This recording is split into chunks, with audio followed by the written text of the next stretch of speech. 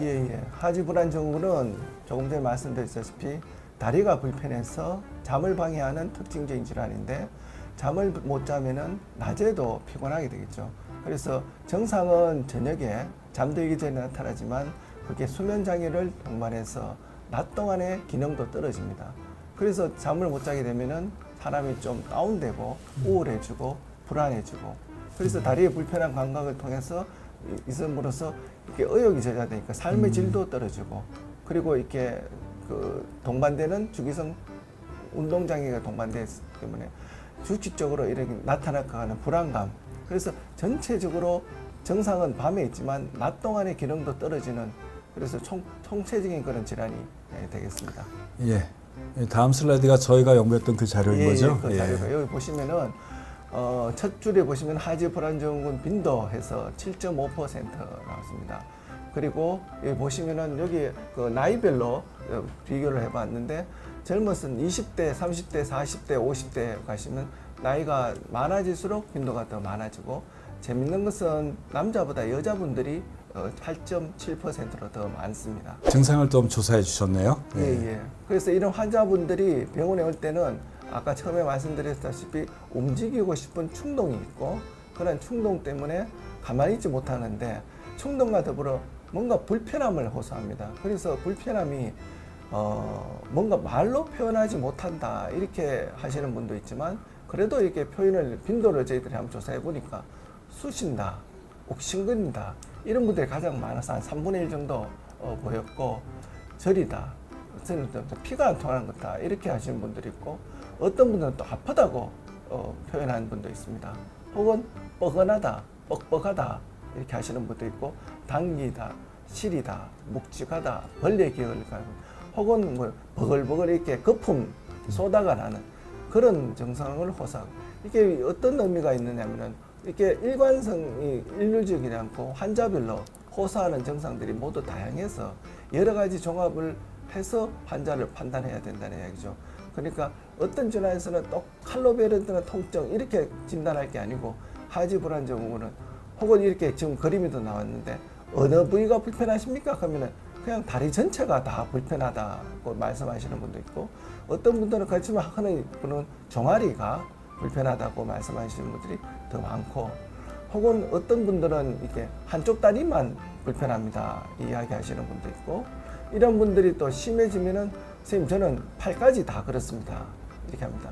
하지만 이 그림에서 보이면 우리나라 한국 하지 불안 증후군 환자분들이 정상 분포 패턴인데 그래도 보시면은 양쪽 다리 종아리에 시작되는 경우가 많고 심해지면은 점차 팔로 퍼져나가고 편측으로 나타나는 경우도 있고 그렇지만 대체적으로 호소하는 증상은 좀 다양하게 호소할 수 있다 그런 게 특징이 되겠습니다. 예, 그래서 이게 통증이나 아프다라는 것보다는 다리가 뭔가 불편해서 가만히 있기 어렵다. 특히 밤에 그런 증상이 나타나는 걸 하지 불안 증후군이고 환자들은 자기의 경험에 비춰서 굉장히 다양하게 증상을 표현하고 있기 때문에 아프고 저리다 이것만 갖고 하지 불안 증후군을 하지는 않고 결국 불편해서 가만히 있기 어렵기 때문에 수면 장애가 초래되는 경우를 말합니다. 또 수면 장애가 굉장히 흔하죠. 이게 수면 장애의 대표적인 종류니까요. 예, 맞습니다.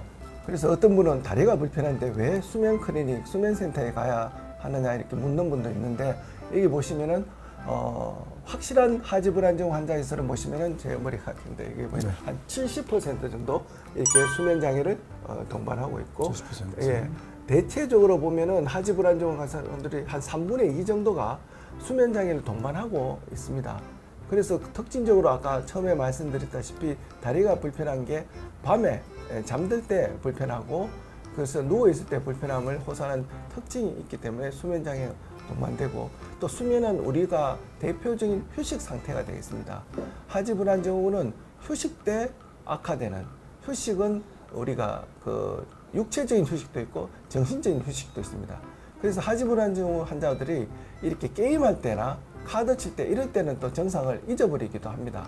그래서 정신적인 휴식을 취하면은 또 정상이 유발되기도 해서 하여튼 이런 휴식이 대표적인 게 수면이 있고 수면의 주기가 중요해서 이렇게 하지 불안정 환자들은 대부분 한 3분의 2에서 수면 장애를 동반하고 있는 게 큰 특징으로서 수면 클리닉을 방문하는 상당수 환자분들이 이게 감별 진단으로 불면증의 감별 진단으로 하지 불안정을 이야기할 수 있고 또 처음에 다리가 불편한 것은 오랫동안 당연히 알아왔기 때문에 처음에 수면 클리닉 올 때는 선생님 저는 잠을 못 잡니다 이렇게 오는데 저희들이 자세히 물어보다 보면은 다리가 불편한 게 없습니까?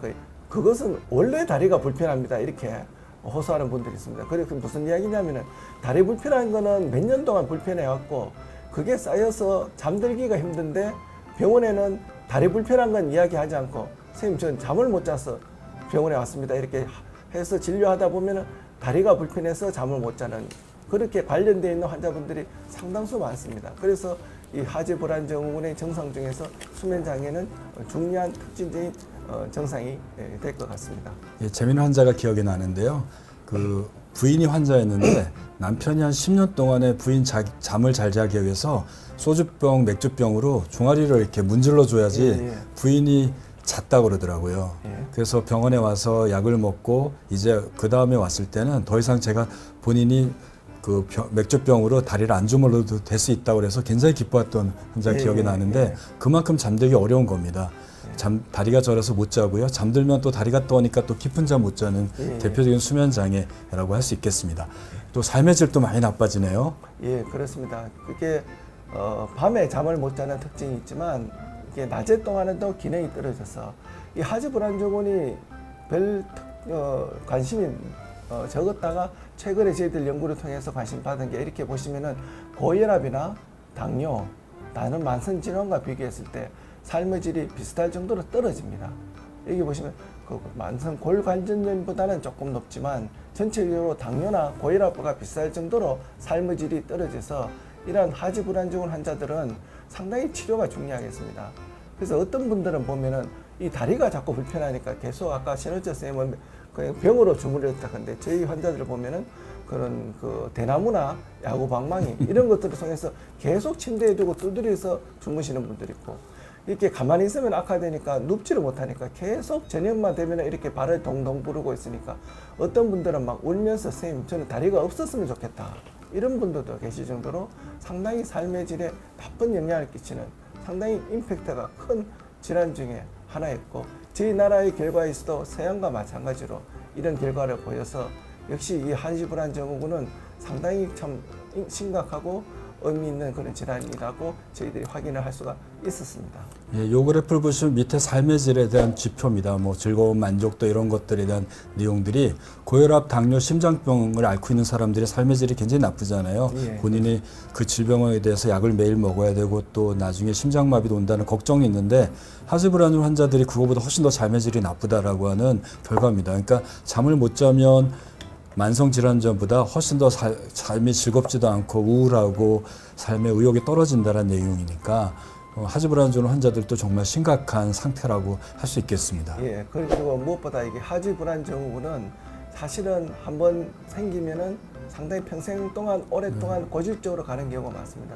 그래서 혈압과 당뇨도 마찬가지 아닙니까? 한번 치료하면 오래 가니까 그런 차원에서 이게 만성적인 질환으로서 우리가 환자분을 대할 때 그냥 쉽게 생각할 것이 아니고 이걸 한평생 어떻게 관리를 하면서 하지 불안증후군을 가지고 가야 되는지에 대해서 처음에 환자분한테 잘 설명드리면서 치료하는 것이 오랫동안 치료하는 그런 포인트가 될 것 같습니다. 예, 질문 하나 받아보고 다음 내용으로 넘어가도록 하겠습니다. 예. 소아하지 불안증후군 얘기인 것 같아요.